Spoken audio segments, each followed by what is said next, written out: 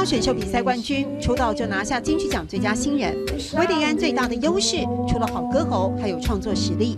最新的作品为世博台湾馆写主题曲，融入客家话母语。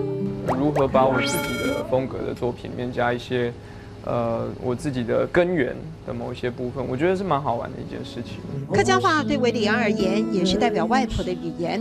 从小照顾他的外婆喜欢看客家歌唱比赛，他想，要是学会客家话，阿婆应该会很开心吧。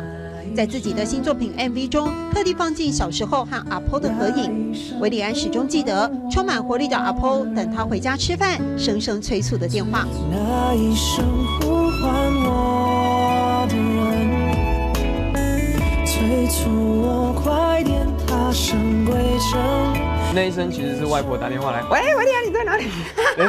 有人在等我，对，要找狗儿等后堂。对，黑矮亲爱堂嘅。我说这首歌很好听，你说是你最喜欢听的。有人在等我，有人在想我，有人在电视机前视而不见，为我等候。阿婆的叮咛催促，以前会抱怨啰嗦，成熟之后格外珍惜。那个一直在的身影，就是后盾，让他更有勇气。就像他在金曲舞台上经验客语的音乐，已经演化到新的境界，刺激他的创作基因，开始尝试找回自己也许忽略的基底。我爱。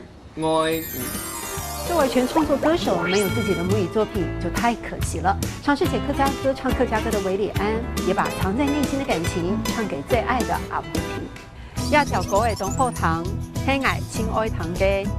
要条狗的东后堂，黑矮亲爱堂嘅。